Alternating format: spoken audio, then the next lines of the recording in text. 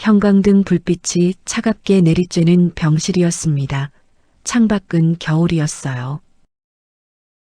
유리창 너머로 앙상한 나뭇가지가 바람에 흔들리고 있었죠. 침대 위에는 몰라보게 야윈 노인이 누워 있었습니다. 한때 이 집안의 가장이었던 사람이 이제는 산소줄의 의지에 숨을 쉬고 있었어요. 그 옆에 여자가 앉아 있었습니다. 72살의 박옥분. 50년을 그 사람 곁에서 살아온 여자였어요. 손을 잡지도 울지도 않았습니다. 그냥 반듯하게 앉아 있었죠. 마치 오래전에 이미 다 울어버린 사람처럼요. 노인이 힘겹게 입을 열었습니다. 순임이가 왜 안 오는지 모르겠어.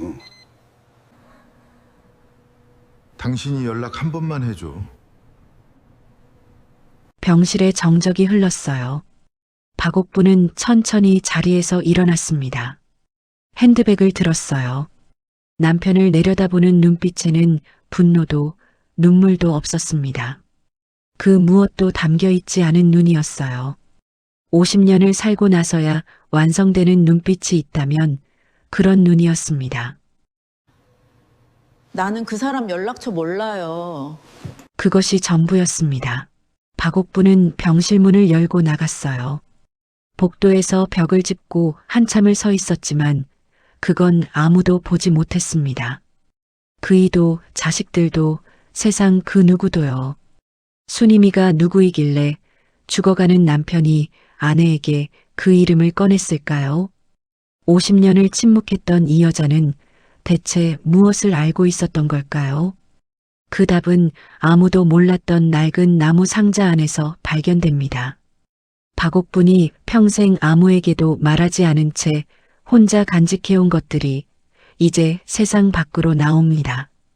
이 이야기가 궁금하시다면 지금 구독과 좋아요 눌러주세요. 살면서 말 못하고 삼킨 것들이 있는 분이라면 오늘 이 이야기가 오래 마음에 남으실 겁니다. 끝까지 함께 해주세요. 2년 전 겨울 박옥분 여사가 세상을 떠났습니다. 향년 78. 반백년을 한 가정의 기둥으로 살다 간 여인이었죠. 가족들은 그녀를 이렇게 기억했습니다. 조용하고 헌신적인 사람. 평생 불평 한마디 없이 식구들 뒷바라지만 하다 간 사람. 그 말이 칭찬인지 아닌지조차 아무도 묻지 않은 채로요.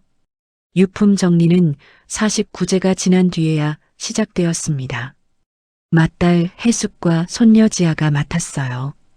해숙은 어머니의 장롱 앞에 무릎을 꿇고 앉아 오래된 보자기 매듭을 하나씩 풀었습니다. 옷가지마다 어머니 냄새가 배어 있어서 몇 번이나 손을 멈춰야 했죠. 장롱 맨 밑 서랍 안에는 낡은 고무신 한 켤레와 색이 바랜 꽃무늬 손수건, 그리고 다 다른 목주가 들어 있었습니다. 그게 전부인 줄 알았어요. 해숙이 서랍을 닫으려던 순간 지아가 무언가를 발견했습니다. 엄마, 이게 뭐예요? 서랍 안쪽 깊숙이 나무판 사이에 끼워져 있던 물건이었습니다. 직사각형의 작은 상자. 오래된 오칠이 군데군데 벗겨진 나무 상자였는데 잠금새마저 녹이 슬어 손끝으로 툭 건드리자 그냥 열렸죠. 상자 안에는 일기장이 한 권 들어 있었습니다. 표지에 금박으로 새겨진 글씨는 절반이 벗겨져 있었지만 그래도 읽을 수 있었어요. 박옥분. 이름 석자. 해숙은 잠시 망설였습니다. 어머니의 일기를 펼쳐도 되는 걸까? 그 망설임은 오래가지 않았어요. 손이 먼저 움직였습니다. 첫 페이지를 넘기자 빼곡한 손글씨가 눈에 들어왔습니다. 잉크가 번진 자국이 곳곳에 있었죠. 눈물 자국인지 습기인지 알 수 없었어요. 날짜는 31년 전 봄이었습니다. 오늘 알았다. 그이에게 다른 여자가 있다는 것을, 이미 아이까지 있다는 것을. 해숙의 손이 멈췄습니다. 지아야. 목소리가 흔들렸어요. 이거 잠깐만 내려놓자. 두 사람은 한동안 아무 말도 하지 못했습니다. 창밖으로 늦가을 바람이 지나가고 있었고 방 안에는 돌아가신 할머니의 냄새만 가만히 남아 있었죠. 해숙은 일기장을 가슴에 꼭 안았습니다. 어머니, 이게 다 무슨 말이에요? 소리 없이 입술이 움직였어요. 그 일기장이 담고 있는 것이 무엇인지 두 사람은 아직 알지 못했습니다. 하지만 금박이 벗겨진 표지 안에 30년의 침묵이 갇혀 있다는 것만큼은 이미 온몸으로 느끼고 있었죠.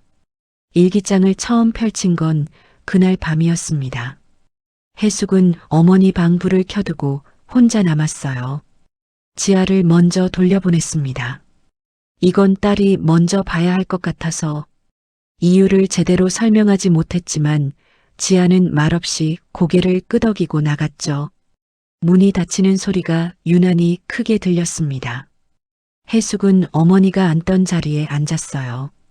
방석은 아직 어머니의 무게를 기억하는 것처럼 한쪽이 조금 꺼져 있었죠. 그 위에 조심스럽게 엉덩이를 얹고 무릎 위에 일기장을 올려놓았습니다. 숨을 한번 고르고 첫 장을 다시 펼쳤어요. 31년 전 봄, 어머니의 나이로는 47이었을 때였습니다. 오늘 알았다. 그이에게 다른 여자가 있다는 것을, 이미 아이까지 있다는 것을.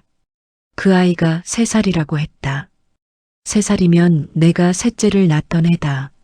나는 상고로 죽을 것 같다며 그의 손을 잡았는데 그이는 그 손을 잡으면서 다른 여자의 아이를 마음에 품고 있었던 것이다. 글씨가 흔들렸습니다. 마지막 문장에서는 잉크가 번져 있었어요. 눈물이 떨어진 자리였죠. 해숙은 책장을 멈추지 않았습니다. 멈추면 읽지 못할 것 같아서요. 일기는 며칠 단위로 이어졌습니다. 어떻게 알았는지에 대한 기록은 없었어요. 어머니는 그 경위보다 그 이유를 더 많이 썼습니다. 어떻게 밥을 차렸는지, 어떻게 웃었는지, 어떻게 아무것도 모르는 척 아이들 도시락을 쌌는지. 그 묘사가 너무 구체적이어서 해숙은 읽다가 몇 번이나 눈을 감아야 했습니다. 그런데 일기장을 3분의 1쯤 넘겼을 때였어요. 페이지 사이에서 무언가가 흘러내렸습니다. 편지였습니다. 봉투에 담기지 않은 채 접혀있는 편지 서너 장이 한꺼번에 바닥으로 떨어졌어요. 해숙은 허리를 굽혀 그것들을 집어들었습니다. 종이가 손에 닿는 순간 이상하게 손이 떨렸어요. 펼쳤습니다. 필체가 낯설었습니다. 어머니의 글씨가 아니었어요. 옥분 씨, 저는 최수님이라고 합니다. 당신 남편과 10년을 살았어요. 저도 당신만큼 그 사람을 원망합니다. 처음엔 당신한테 화가 났어요. 당신이 없어지면 우리가 제대로 될 거라고 생각했거든요. 그런데 이젠 알아요. 당신도 저도 그 사람한테 속은 거라는 걸. 해숙은 숨을 멈췄습니다.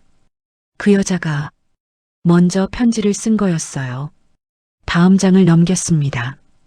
이번엔 어머니의 글씨였습니다. 수님 씨, 편지 잘 받았습니다. 처음엔 찢어버리려 했어요. 그런데 몇 번을 읽다 보니 당신도 나처럼 밤마다 혼자 울었겠다 싶어서요. 당신을 미워하고 싶은데 미워지지가 않네요. 그이가 나쁜 사람이라는 걸 당신도 이미 알고 있으니까요. 해숙은 편지를 가슴에 눌렀습니다. 어머니가 그 여자와 편지를 주고받았습니다. 남편의 내연녀와 원수처럼 여겨야 할 그 사람과 어머니는 아무도 모르게 편지를 썼던 겁니다. 봉투도 없이 주소도 없이 오직 그 일기장 안에만 숨겨둔 채로요. 편지는 모두 6통이었습니다. 3통은 수님이라는 여자의 글씨, 3통은 어머니의 글씨였어요. 날짜를 보니 2년에 걸쳐 오간 편지들이었죠.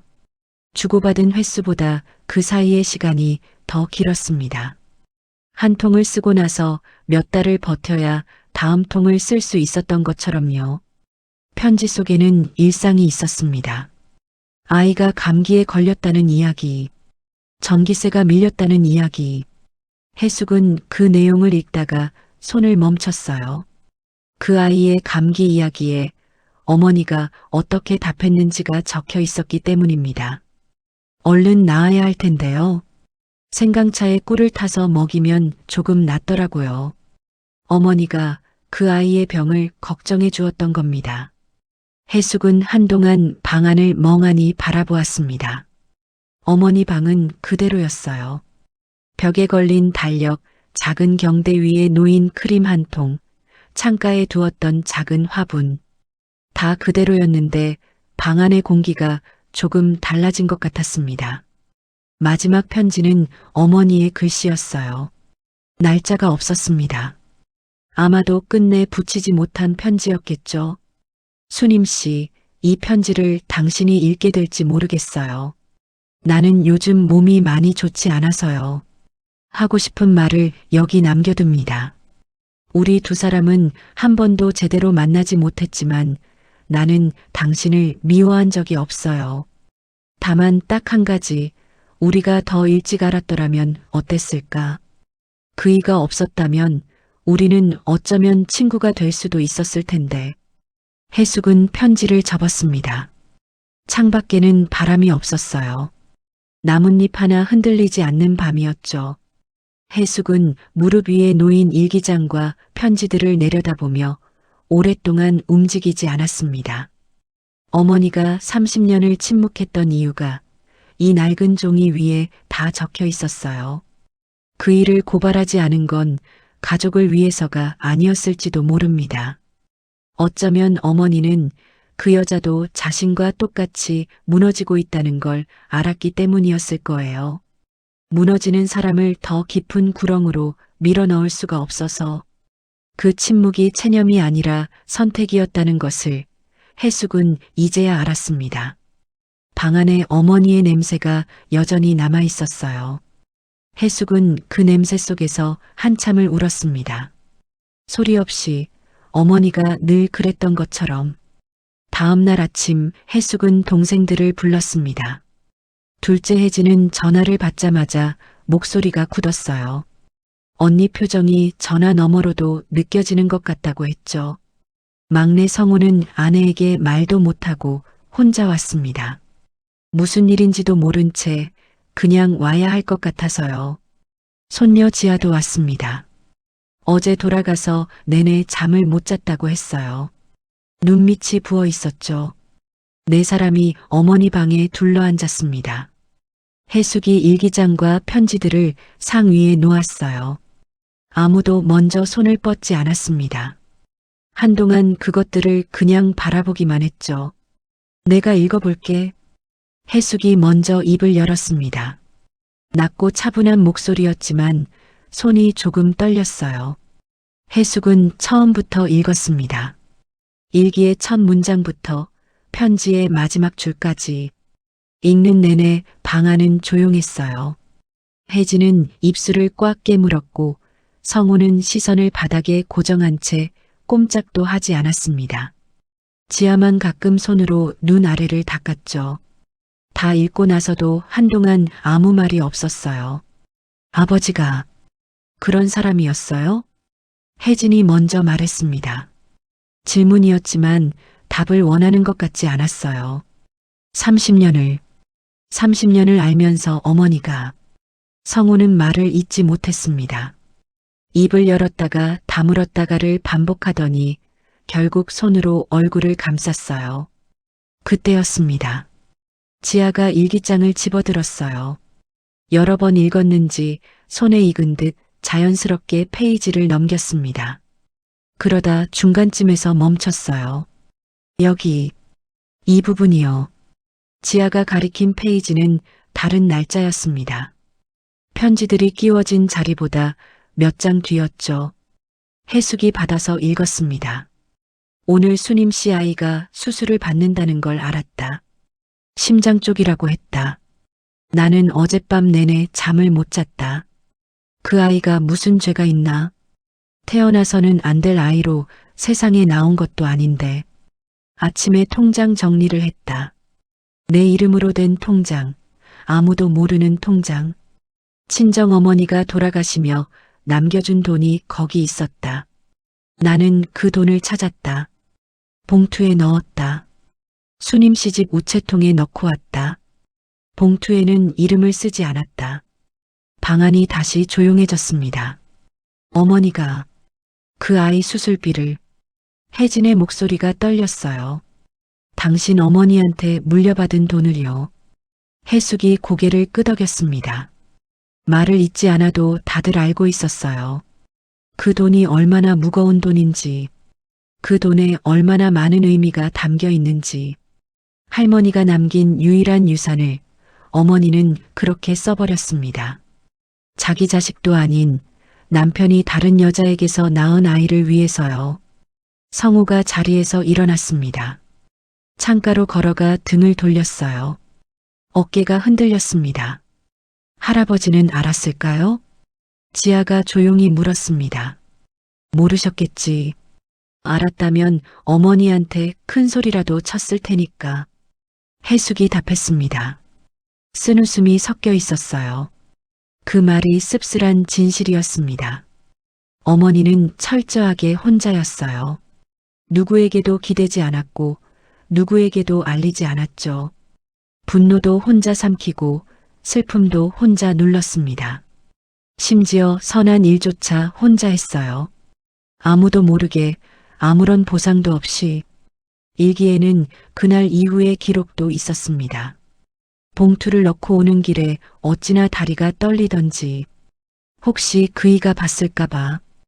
혹시 수님 씨가 나인 걸 알까봐. 하지만 그 아이가 살아야 한다는 것만은 확실했다. 그 아이는 살아야 한다. 혜진이 소리를 내어 울기 시작했습니다. 어머니는 도대체 어떤 마음으로 그걸 답할 수 있는 사람이 없었어요. 방 안에 4사람이 있었지만 어머니의 마음을 온전히 이해할 수 있는 사람은 아무도 없었습니다. 30년의 침묵이 그 방 안에 가득 찬 것 같았어요. 눈에 보이지 않지만 어딘가에 단단하게 쌓여 있는 그런 침묵이요. 성우가 창가에서 돌아섰습니다. 아버지 산소에 가야겠어.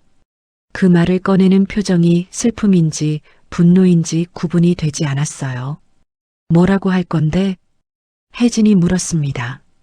성우는 대답하지 않았습니다. 신발을 찾아 신으면서도 끝내 아무 말이 없었어요. 문을 열고 나가다가 한 번 뒤를 돌아봤습니다. 어머니 방을, 그 안에 놓인 일기장을, 그리고 앉아있는 누나들을. 다녀올게. 그게 전부였습니다. 문이 닫히고 나서 혜숙은 일기장을 다시 집었어요. 아직 읽지 않은 페이지들이 절반 가까이 남아 있었습니다. 어머니의 30년이 거기 다 담겨 있을 거였어요. 혜숙은 그 무게를 손으로 느끼며 천천히 다음 페이지를 넘겼습니다. 무엇이 더 나올지 두려웠지만 멈출 수가 없었어요. 어머니를 이제야 읽고 있다는 느낌이 들었으니까요. 살아생전에는 끝내 읽지 못했던 사람을 이제야 겨우 마주하고 있었으니까요. 일기장의 후반부는 앞부분과 결이 달랐습니다. 앞쪽이 충격과 고통의 기록이었다면 뒤쪽은 조금 달랐어요. 문장들이 덜 흔들렸습니다. 잉크가 번진 자국도 줄었고 글씨도 더 또렷했죠. 마치 오래 울고 난 뒤에 눈물이 말라버린 사람처럼 어머니의 글씨는 시간이 지날수록 오히려 단단해져 있었습니다. 혜숙은 그 변화를 손끝으로 느끼며 천천히 읽어내려갔어요. 편지를 처음 받았을 때 나는 그것을 불태우려 했다. 성냥을 켰다가 껐다. 다시 켰다가 또 껐다. 결국 태우지 못했다. 수님 씨의 글씨가 너무 떨려 있었기 때문이다. 내 손이 떨리는 것과 똑같이. 혜숙은 잠시 책을 덮었습니다. 지아가 옆에서 조용히 기다렸어요. 혜진은 아까부터 눈을 감고 벽에 등을 기댄 채 앉아 있었죠. 셋이 어머니 방 안에 있었지만 아무도 서두르지 않았습니다. 해숙이 다시 펼쳤습니다. 일기에는 두 번째 편지가 오기까지의 시간이 기록되어 있었어요.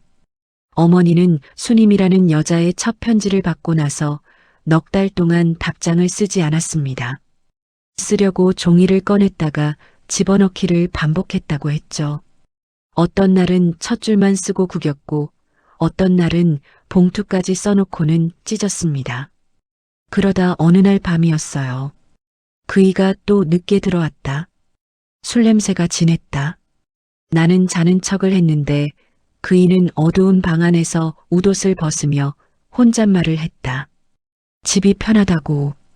나는 이불 속에서 눈을 뜬 채로 그 말을 들었다. 집이 편하다? 그 말이 무슨 뜻인지 나는 알고 있었다. 이쪽도 편하고 저쪽도 편하다는 뜻이었다. 두 곳을 다 갖고 있으면서 둘 다 편하다는 뜻이었다. 나는 그날 밤 답장을 썼다. 지아가 낮게 탄식을 내뱉었어요. 해숙은 계속 읽었습니다. 어머니의 두 번째 편지는 일기장에 필사되어 있었어요. 원본은 보냈으니까요. 어머니가 기억을 위해 따로 베껴 쓴 글이었습니다. 순임 씨, 이 편지를 쓰는 내가 이상한 사람인 건 알아요. 당신도 마찬가지겠지만 나는 요즘 이런 생각을 해요. 우리 둘이 처음부터 알았더라면 어땠을까? 그 일을 사이에 두지 않고 우리 두 사람이 그냥 마주 앉았더라면. 당신은 어떤 사람이에요? 나는 당신이 어떤 사람인지 모르는 채로 이렇게 오래 미워했는데 막상 편지를 읽어보니 당신도 그냥 어디서나 볼 수 있는 사람 같아서요. 나처럼. 혜진이 눈을 떴습니다. 나처럼이라고 썼어요? 해숙이 고개를 끄덕였어요. 혜진은 천장을 한번 올려다보고 나서 다시 눈을 감았습니다. 무언가를 참는 것 같았어요. 일기에는 그 뒤로 수님에게서 온 답장 내용도 기록되어 있었습니다. 수님의 편지는 어머니의 것보다 훨씬 짧았어요. 하지만 짧은 만큼 더 직접적이었죠. 옥분 씨, 나는 그이한테서 당신 이야기를 들은 적이 없어요. 그이는 당신을 단 한 번도 입에 올리지 않았어요. 근데 이상하죠. 그게 더 무서웠어요. 없는 사람 취급. 나는 그이가 당신을 그렇게 대하는 걸 보면서 언젠간 나도 저렇게 되겠구나 싶었어요. 우리 둘 다 그이한테는 그냥 살림살이 같은 거였나 봐요. 있어도 그만, 없어도 그만인. 방안이 조용해졌습니다. 살림살이 같은 거. 지아가 그 말을 천천히 되뇌었어요. 20대인 지아의 입에서 나온 그 말이 이상하게 더 아프게 들렸습니다. 그이는 두 여자에게 서로의 존재를 입에 올리지 않았어요. 한쪽에서는 본처가 전부인 척, 다른 쪽에서는 내연녀가 전부인 척. 두 곳을 오가면서도 어느 쪽에서도 다른 쪽을 언급하지 않았죠. 그게 배려인 양, 그게 당연한 양. 사실은 두 여자 모두를 각자의 방에 가둬두었을 뿐이었는데 어머니는 일기에 이렇게 썼습니다. 우리 둘은 같은 집에 살지 않았지만 같은 감옥에 있었다. 그이라는 감옥. 그이의 거짓말로 지은 감옥. 수님 씨는 그이가 언젠가 자기를 택할 거라 믿으며 기다렸고 나는 그이가 언젠가 제정신을 차릴 거라 믿으며 버텼다. 둘 다 헛된 믿음이었다. 그이는 선택하지 않았다. 그냥 양쪽을 다 가졌다. 선택하지 않는 것이 그이의 선택이었다. 해숙은 그 문장을 읽고 나서 일기장을 무릎 위에 내려놓았습니다. 선택하지 않는 것이 선택이었다. 말없이 되뇌다가 조용히 한숨을 쉬었어요. 지아가 물었습니다. 할머니는 왜 참으셨을까요? 그냥 다 드러내면 됐잖아요. 할아버지한테 아니면 그 여자한테라도. 해숙은 한동안 대답하지 않았습니다. 그 일을 드러내면 뭐가 남았겠니? 그 시절에 애들은 어떻게 되고 집은 어떻게 되고 어머니 혼자 어떻게 됐겠어? 혜진이 대신 답했어요. 목소리가 낮고 무거웠습니다. 그게 감옥이잖아요. 알면서도 나갈 수 없는 게. 지아가 말했습니다. 셋이 다시 조용해졌어요. 일기의 마지막 편지 기록은 25년 전 가을이었습니다. 그 이후로 두 사람 사이에 편지는 없었어요. 하지만 일기에는 그 이후로도 수님에 대한 기록이 간간히 이어졌습니다. 소식을 어떻게 들었는지는 몰라도 어머니는 그 집의 사정을 끝까지 알고 있었어요. 수님 씨 아이가 학교에 들어갔다는 소식을 들었다. 잘 컸구나 싶어 마음이 놓였다. 그 집에 수도가 끊겼다는 말을 들었다. 마음이 쓰였지만 내가 할 수 있는 게 없었다. 수님 씨가 아팠다는 말을 들었다. 많이 걱정했다. 그이는 아무것도 몰랐다. 해숙은 그 짧은 기록들을 읽으며 어머니가 그 세월 동안 어떤 마음으로 살았을지를 생각했습니다. 미움도 원망도 어느 순간 방향을 잃은 것 같았어요. 남아야 할 곳을 잃은 감정들이 결국 그 여자를 향해 흘러간 것 같기도 했고요. 적이어야 할 사람이 어느 순간 유일하게 진실을 아는 사람이 되어버린 거예요. 그 이상한 연대를 어머니는 끝까지 아무에게도 말하지 않았습니다. 해숙은 일기장을 덮었어요. 오늘은 여기까지인 것 같았습니다. 더 읽으면 감당이 안 될 것 같았죠. 지아가 무릎을 꿇고 앉은 채로 해숙의 손 위에 자기 손을 얹었어요. 아무 말도 하지 않았습니다. 그냥 그렇게 있었죠. 바깥에서 바람 소리가 들렸습니다. 어머니 방 창문 틈으로 가느다란 바람이 스며드는 것 같았어요. 오래된 집은 이런 날 꼭 숨을 쉬는 것처럼 소리를 냈습니다. 어머니, 당신은 평생 어떤 마음이었어요? 해숙이 입술로만 물었습니다. 소리가 되지 않는 말이었어요. 대답은 없었습니다. 다만 일기장이 무릎 위에 놓여 있었고 그 안에 30년이 담겨 있었습니다. 지아가 혼자 떠난 건 그로부터 사흘 뒤였습니다. 엄마한테는 말하지 않았어요. 외할머니 관련 일이라고만 했죠. 거짓말은 아니었습니다. 다만 전부를 말하지 않았을 뿐이에요. 엄마가 알면 말릴 게 뻔했으니까요. 그리고 지아는 이 일만큼은 혼자 가야 한다는 걸 어딘가에서 느끼고 있었습니다.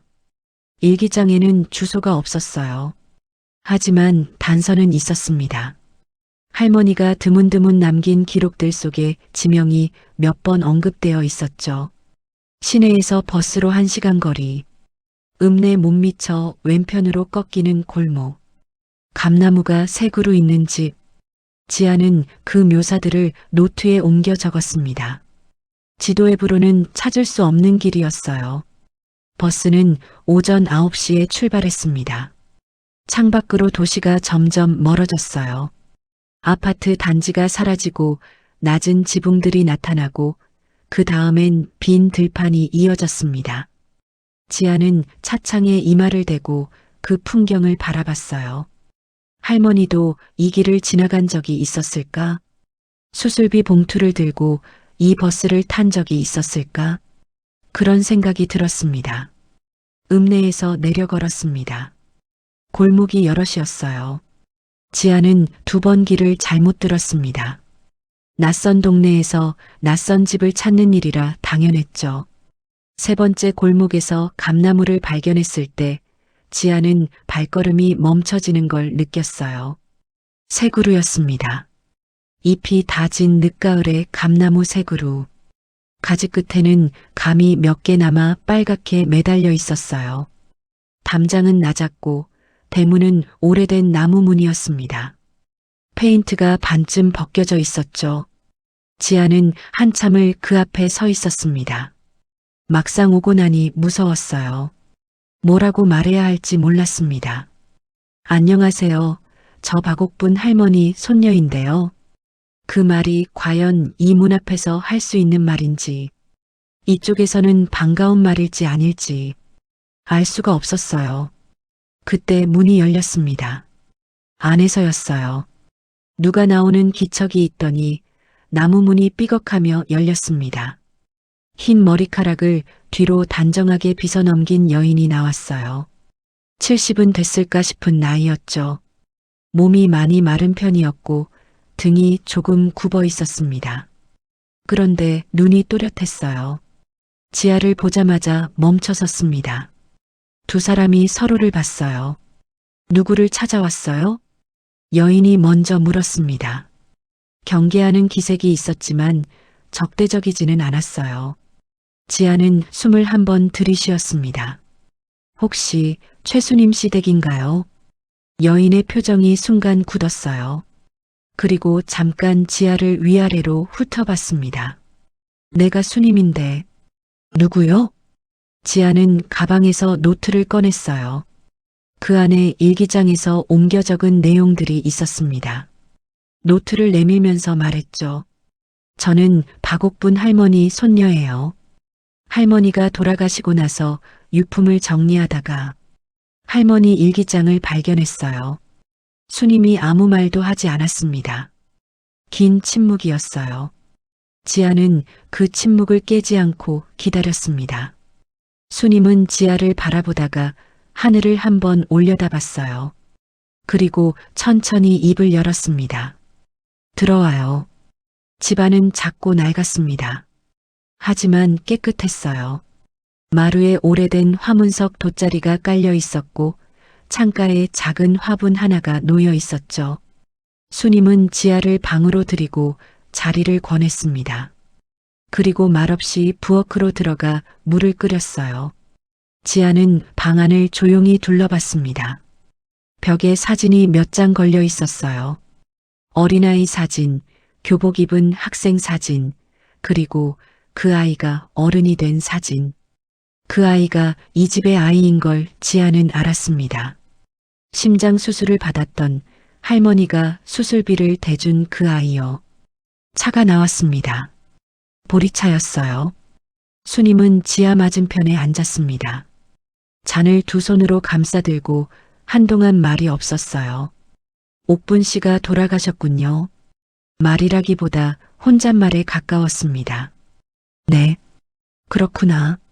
수님이 짧게 답했어요. 그 두 글자 안에 많은 것이 들어있는 것 같았습니다. 지아가 조심스럽게 말을 꺼냈어요. 할머니 일기를 읽었어요.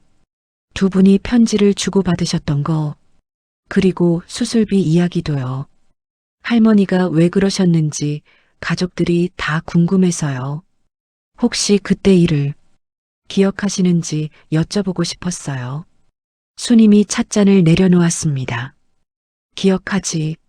어떻게 잊어요. 목소리가 낮았어요. 떨리지는 않았지만 무게가 있었습니다. 우리 아이가 수술을 앞두고 있었어요. 돈이 없었죠. 그이한테 손을 벌렸는데 그이가 형편이 어렵다고 했어요. 어떻게 해야 하나 발을 동동 구르고 있는데 우체통에 봉투가 들어 있었어. 이름도 없고 주소도 없는 봉투. 현금이었어요. 지아는 아무 말도 하지 않았습니다. 처음엔 그이가 보낸 건 줄 알았죠. 나중에 알았어요. 옥분 씨가 보낸 거라는 걸. 어떻게 알았냐고요? 그이가 절대 그럴 사람이 아닌 걸 내가 알고 있었거든요. 수님이 쓴웃음을 지었어요. 찾아가서 따지려고 했어요. 이게 무슨 신보냐고. 동정이냐고. 근데 막상 옥분 씨 집 앞에 가서는 배를 못 눌렀어요.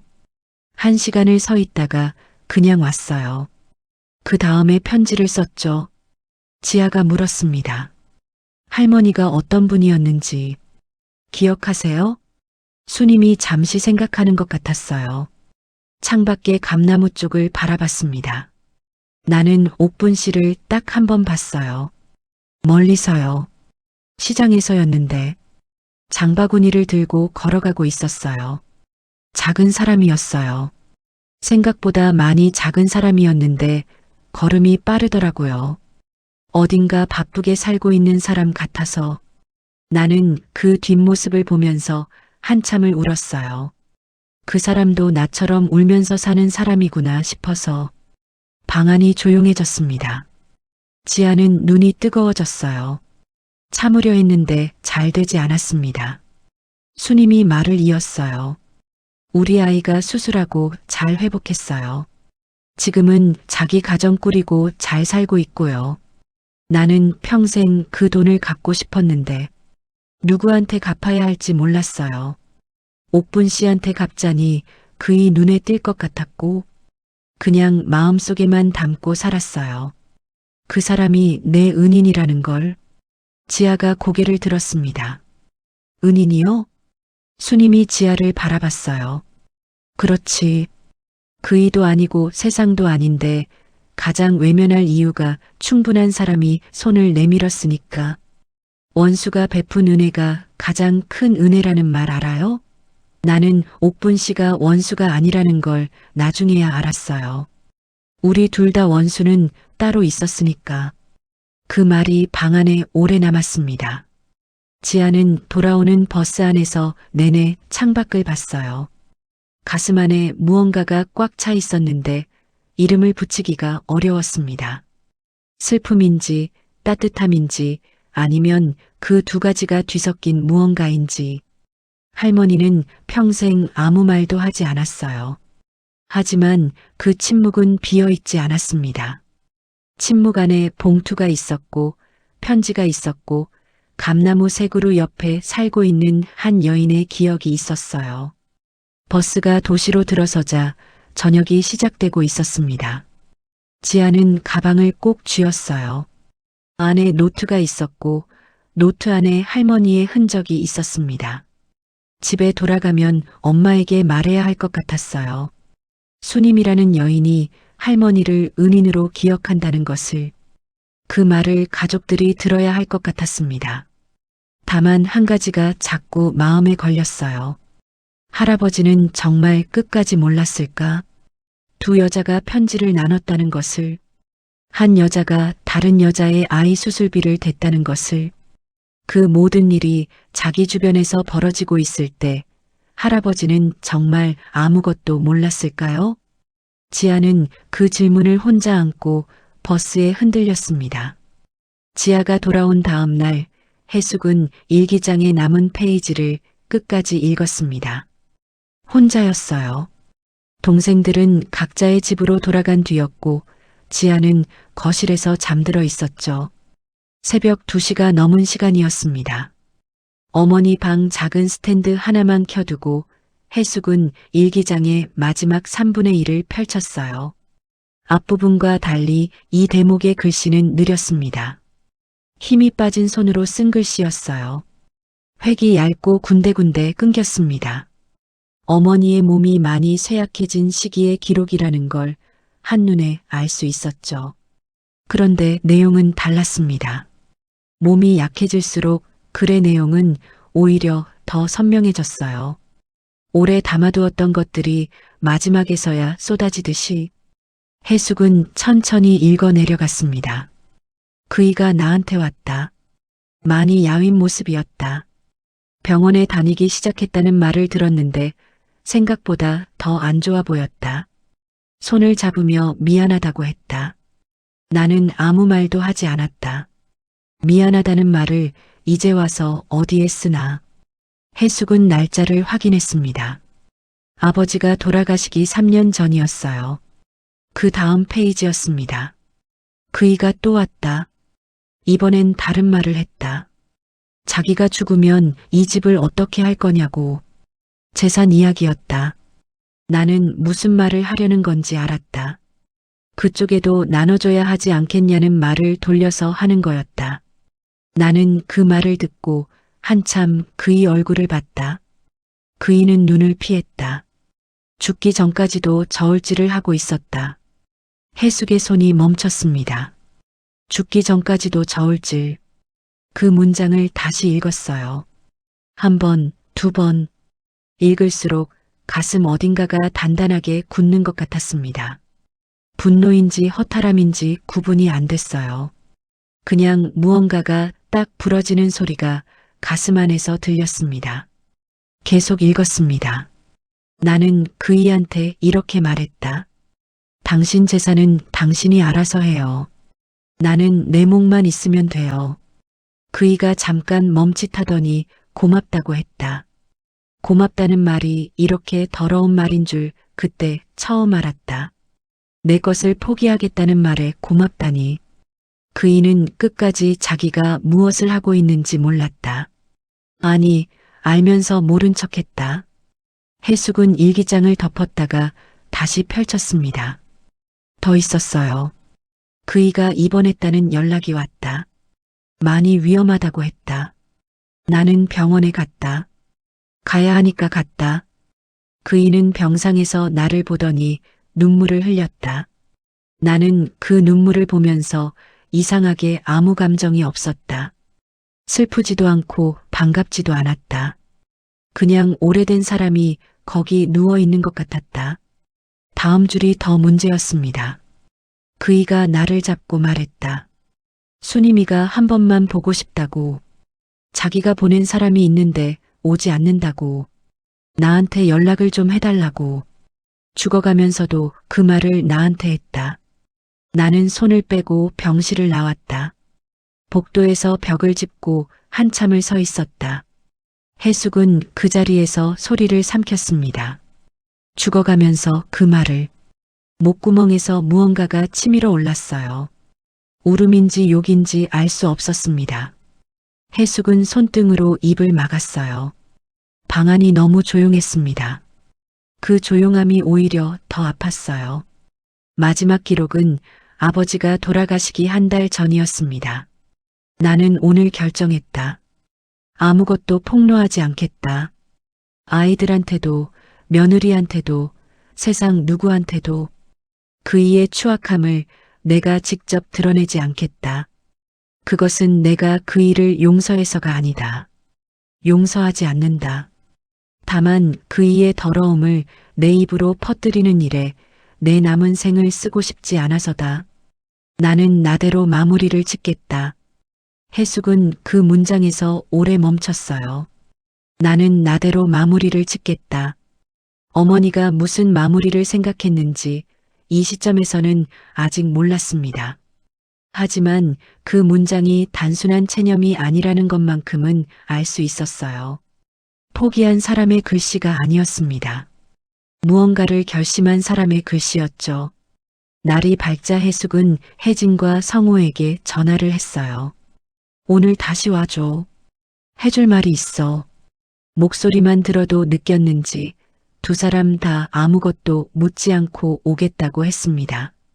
오전 중으로 셋이 모였어요. 지아도 남아 있었습니다. 해숙은 일기장을 상 위에 펼쳐두고 마지막 부분을 읽어줬어요. 소리내어 읽는 건 처음이었습니다. 어머니의 글을 목소리로 내보내는 일이 이상하게 힘들었어요.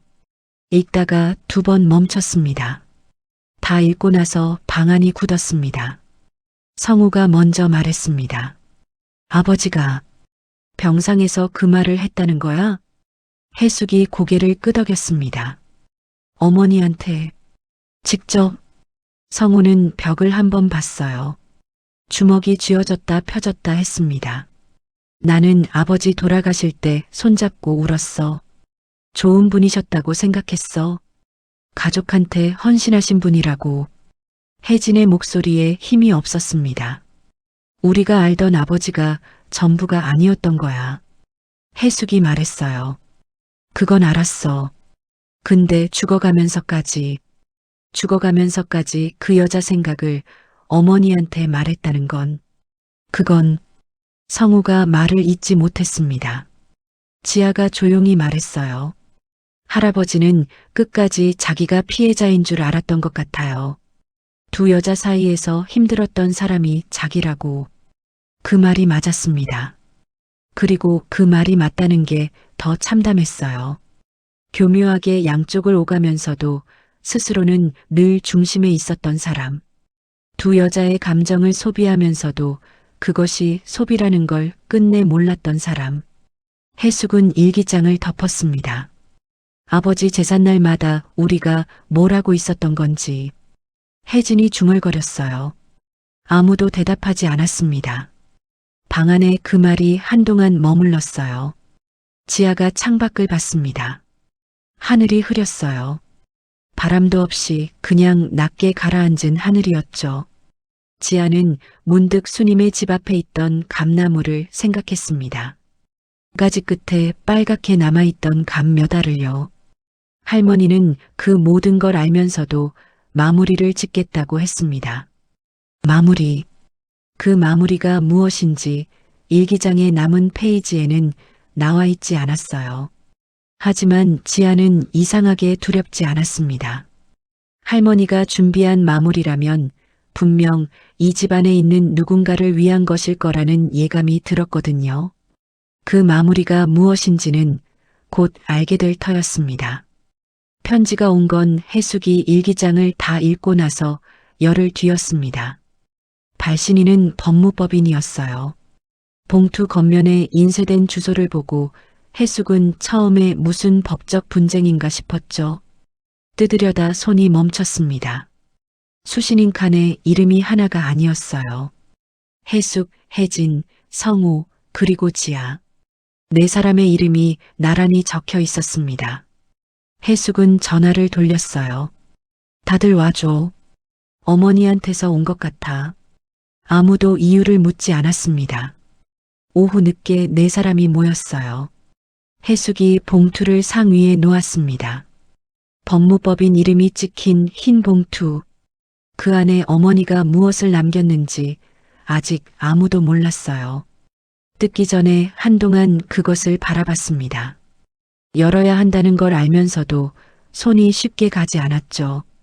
지아가 먼저 손을 뻗었어요. 제가 열게요. 봉투 안에는 서류 2장과 편지 1통이 들어 있었습니다. 서류는 법적인 내용이었어요. 지아가 훑어보고 해숙에게 건넸습니다. 해숙은 읽다가 눈이 커졌어요. 어머니가 재단을 만드셨어. 재단이요? 혜진이 반문했습니다. 소규모였습니다. 거창한 것이 아니었어요. 하지만 분명히 법인이었고 정식으로 등록된 것이었습니다. 설립 목적은 단 하나였어요. 형편이 어려운 가정의 아이들 의료비 지원. 서류 맨 아래에는 초기 출연 재산이 적혀 있었는데 그 금액이 결코 작지 않았습니다. 어머니가 평생 모은 돈이었어요. 아버지 몰래, 해숙 몰래, 아무도 모르게 모아두었던 돈이었죠. 성우가 서류를 받아 읽었습니다. 설립일이 어머니 돌아가시기 6개월 전이네. 몸이 많이 안 좋아지셨을 때였어요. 그 시기에 이걸 준비하셨던 겁니다. 지아가 편지를 들었습니다. 이게 남아있어요. 편지였어요. 봉투에 담긴 채로 풀칠이 되어 있었죠. 겉에 글씨가 있었습니다. 어머니의 필체였어요. 내 아이들에게, 그리고 지아에게. 지아가 뜯었습니다. 안에서 2장짜리 편지가 나왔어요. 지아가 소리내어 읽기 시작했습니다. 혜수가, 혜진아, 성우야, 지아야. 이 편지를 읽을 때쯤이면 너희가 내 일기를 읽었을 거라 생각한다. 내가 일기장을 감춰두지 않고 상자에 넣어놓은 건 우연이 아니야. 너희가 찾아주길 바랐다. 언젠가는 알아야 한다고 생각했거든. 지아가 잠깐 멈췄어요. 숨을 고르고 계속 읽었습니다. 나는 오랫동안 화가 났다. 그이한테도 나 자신한테도. 그이가 내 삶을 훔쳐갔다고 생각했거든. 결혼하기 전 내게는 하고 싶은 일이 있었어. 너희는 몰랐지. 나는 그림을 그리고 싶었다. 미술 선생님이 되고 싶었어. 그게 내 꿈이었는데 시집을 오고 나서는 붓을 잡을 시간이 없었다. 그이는 내 꿈을 물어본 적이 한 번도 없었어.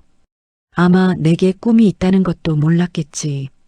혜진이 입을 손으로 막았습니다. 어머니가 그림을요. 지아가 계속 읽었어요. 그런데 수님 씨 아이 수술비를 보내고 나서 이상한 일이 생겼다. 마음이 좀 가벼워졌어. 설명하기 어렵지만 내가 내 선택으로 무언가를 했다는 느낌이 처음으로 들었거든. 그이가 시켜서도 아니고 가족을 위해서도 아니고 그냥 내가 옳다고 생각해서 한 일. 그게 그렇게 홀가분할 수가 없었다. 그래서 나는 결심했어. 남은 생에서 내가 할 수 있는 일을 하나 더 해두고 가자고. 수님 씨 아이처럼 아픈데 돈이 없어서 제때 치료받지 못하는 아이들이 또 있을 거야. 그 아이들한테 보탬이 되고 싶었다. 그게 내 마지막 꿈이야. 그이가 훔쳐간 첫 번째 꿈 대신 내가 스스로 만든 두 번째 꿈. 방안이 조용해졌습니다. 지아는 편지를 한 장 넘겼어요. 재단 이름은 내가 지어뒀다. 너희가 바꿔도 상관없어. 근데 가능하면 그대로 두어줬으면 해. 이름이 뭔지는 서류 첫 장에 있을 거야. 해숙이 서류를 다시 집었습니다. 재단 명칭 칸을 찾았어요. 거기에 석자가 적혀 있었습니다. 박옥분. 자기 이름이었어요. 남편의 성도, 가문의 이름도 아닌 오직 그녀 자신의 이름 석자. 성우가 눈을 감았습니다. 해숙은 서류를 가슴에 얹었어요. 말이 나오지 않았습니다. 지아가 마지막 줄을 읽었어요. 너희한테 부탁이 하나 있어. 이 재단을 이어가 달라는 게 아니야. 그건 너희 뜻대로 해도 돼. 다만 한 가지. 내 묘비에 남편의 아내라고 새기지 말아줘. 거기엔 그냥 박옥분이라고만 써줘. 그게 내 마지막 부탁이야. 편지는 거기서 끝났습니다. 서명 대신 작은 그림이 하나 그려져 있었어요. 꽃 한 송이였습니다. 서툴지 않았어요. 선이 가늘고 정확했습니다. 붓을 오래 놓았던 손이 그린 그림치고는 너무 아름다웠어요. 어쩌면 어머니는 평생 마음속으로는 계속 그리고 있었던 것인지도 몰랐습니다. 해숙이 그 꽃을 손끝으로 살며시 짚었습니다. 어머니가 그림을 그리고 싶다고 한 번도 말씀을 안 하셨어. 그러니까 훔쳐간 거지. 성우가 낮게 말했어요. 분노가 섞인 목소리였지만 끝이 흐렸습니다. 재단 서류 뒷장에는 운영 지침이 간단하게 적혀 있었어요. 어머니는 변호사와 함께 꼼꼼하게 준비해 두었더군요. 지원 대상 기준, 신청 방법, 관리 방식. 어디서 그 힘이 나왔는지 모를 정도로 세세했습니다. 몸이 많이 쇠약했던 그 시기에 어머니는 이걸 혼자 준비하고 있었던 거예요. 지아가 서류를 다시 들여다봤습니다. 근데 엄마, 수님 씨한테도 이 편지가 갔을까요? 해숙이 봉투를 살폈어요. 법무법인에 전화를 해봐야 알 것 같았습니다. 전화를 했더니 담당 변호사가 말했어요. 박옥분 여사의 의뢰로 별도의 편지가 2통 더 있었다고요. 하나는 가족에게, 하나는 지정된 수신인에게. 지정 수신인의 이름은 최수님이었습니다. 편지는 여사님이 돌아가시고 49제가 끝난 뒤에 발송됐다고 했어요. 해숙은 전화를 끊고 한동안 서 있었습니다. 어머니는 그 편지에 무슨 말을 썼을까요? 수님에게 마지막으로 어떤 말을 전했을까요? 알 수 없었습니다. 살아서 다하지 못한 말, 편지로도 다하지 못한 말, 그 나머지를 마지막으로 붙여보낸 것이겠죠. 재단 서류를 품에 안은 해숙이 말했습니다. 어머니 산소에 가자. 아무도 이 일을 달지 않았어요. 네 사람은 조용히 신발을 찾아 신었습니다. 현관을 나서는데 햇살이 환했어요. 오래된 집 마당에 빛이 가득 들어와 있었습니다. 어머니가 매일 아침 쓸던 그 마당에 오늘은 긴 그림자 대신 따뜻한 빛이 누워 있었어요. 묘비 교체 신청을 한 건 해숙이었습니다. 성물점 사무실에서 서류를 작성하면서 손이 조금 떨렸어요. 담당자가 현재 묘비 문구가 어떻게 되어 있냐고 물었습니다. 해숙은 잠깐 멈췄어요. 고 이춘베이처 박씨라고 되어 있어요. 담당자가 키보드를 두드렸습니다. 새 문구는요? 해숙이 대답했어요. 박옥분. 그것만 새겨주세요. 담당자가 잠깐 올려다봤습니다. 특별한 말은 없었어요. 다시 키보드를 두드렸죠. 해숙은 그 타이핑 소리를 들으며 어머니 방에서 읽었던 편지 마지막 줄을 생각했습니다. 내 묘비의 남편의 아내라고 새기지 말아줘. 거기엔 그냥 박옥분이라고만 써줘. 어머니, 드디어 해드립니다. 마음속으로 말했어요. 소리가 되지 않는 말이었지만 어딘가에 닿을 것 같았습니다. 묘비가 교체되기까지 2주가 걸렸습니다. 그 2주 동안 가족들은 각자의 자리로 돌아갔어요. 혜진은 집으로 돌아갔고 성우는 다시 회사에 나갔습니다. 지아는 서울로 올라갔어요. 하지만 누구도 일상으로 완전히 돌아간 것 같지는 않았습니다. 전화를 하면 목소리가 낮았고 말이 없었어요. 각자 안에서 무언가를 정리하고 있는 것 같았습니다. 해숙만 어머니 집에 남아 있었어요. 혼자 있는 게 이상하게 싫지 않았습니다. 어머니 방 정리를 마저 하고 싶었어요. 일기장을 발견했던 날 이후로 유품 정리가 멈춰 있었거든요. 해숙은 며칠에 걸쳐 천천히 했습니다. 서두르지 않았어요. 물건 하나하나를 손에 들고 오래 들여다봤죠. 장롱안 옷가지들을 개어 정리하다가 한 가지를 발견했어요. 옷 사이에 끼워진 스케치북이었습니다. 오래된 것이었어요. 표지가 누렇게 바랬고 모서리가 달아 있었죠. 해숙이 펼쳤습니다. 그림이 가득했어요. 연필 스케치였습니다. 꽃, 나무, 마당, 아이들 얼굴, 시장 풍경. 어머니가 그린 것들이었어요. 날짜가 적힌 것들도 있었는데 30년 전부터 최근까지 이어져 있었습니다. 아무도 몰래, 아무도 보지 않는 곳에서 어머니는 계속 그리고 있었던 거예요. 법무법인 편지에 끼워져 있던 꽃 한 송이가 갑자기 다시 눈에 밟혔습니다. 선이 가늘고 정확했어요. 붓을 오래 놓았던 손이 아니었습니다. 한 번도 놓지 않았던 손이었어요. 해숙은 스케치북을 품에 안고 한참을 울었습니다. 어머니 방바닥에 주저앉아서요. 소리 없이 우는 게 어느새 익숙해진 것 같았어요. 어머니를 닮아가고 있었습니다. 묘비 교체가 완료됐다는 연락이 온 날, 네 사람은 다시 모였습니다. 지아가 서울에서 내려왔고, 혜진이 왔고, 성우가 왔어요. 아무도 늦지 않았습니다. 약속 시간보다 일찍 도착한 사람들이 묘지 입구에서 서로를 마주쳤어요. 말이 없었습니다. 그냥 나란히 걷기 시작했죠.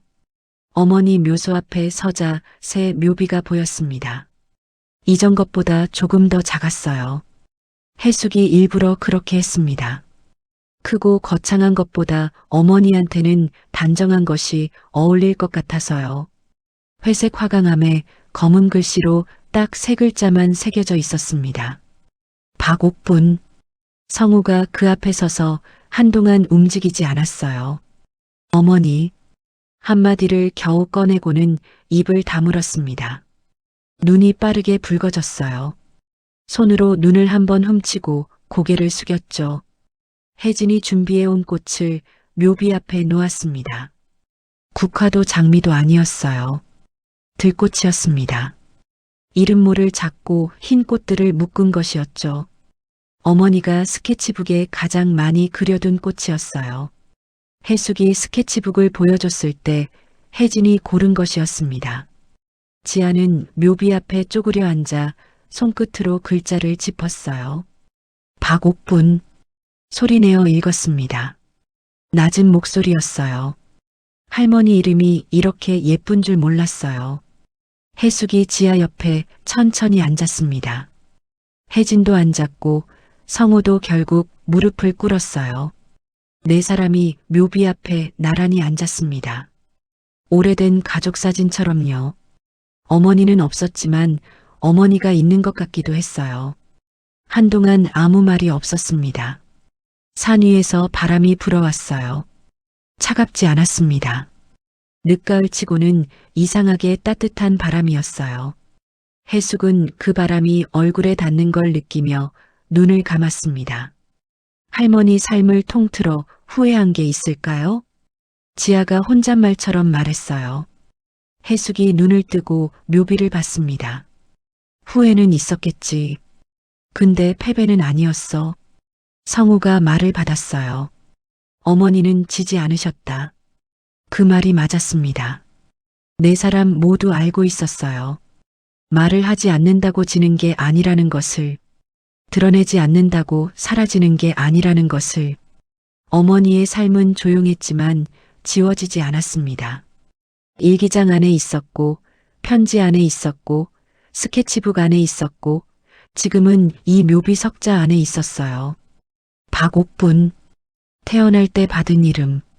그 어떤 수식어도 붙지 않은 오직 그녀만의 이름이었어요. 그로부터 며칠 뒤 지아는 혼자 다시 한번 그 길을 갔습니다. 읍내 못 미쳐 왼편으로 꺾이는 골목. 감나무 세 그루가 있는 낡은 집. 이번엔 망설이지 않았어요. 대문 앞에 서서 바로 노크를 했습니다. 수님이 나왔어요. 지아를 보자마자 알아봤습니다. 잠깐 무언가를 가늠하는 눈빛이었다가 이내 문을 더 열었어요. 또 왔네요. 네. 드릴 게 있어서요. 지아가 가방에서 꺼낸 건 두 가지였습니다. 하나는 재단 설립 서류 사본이었어요. 할머니가 무엇을 남겼는지 그 내용을 수님도 알아야 할 것 같았습니다. 다른 하나는 스케치북이었어요. 해숙이 지아 편에 보낸 것이었죠. 수님이 서류를 읽었습니다. 표정이 달라지지 않는 것 같았는데 손이 떨렸어요. 옥분 씨가 이걸 지아가 말했어요. 재단 이름이 할머니 이름이에요. 박옥분. 수님이 서류를 내려놓고 스케치북을 받았습니다. 펼쳤어요. 첫 장을 보더니 손을 멈췄습니다. 오래 들여다봤어요. 그림을 그리시는 분이었구나. 지아가 고개를 끄덕였어요. 할머니 꿈이었대요. 그 꿈을 못 이루셨는데 대신 다른 꿈을 만드신 거래요. 아픈 아이들을 돕는 게 마지막 꿈이라고 하셨어요. 수님이 스케치북을 덮었습니다. 그리고 한동안 그것을 가슴에 안고 있었어요. 눈을 감은 채로요. 미안했어요. 옥분 씨한테. 낮고 조용한 말이었습니다.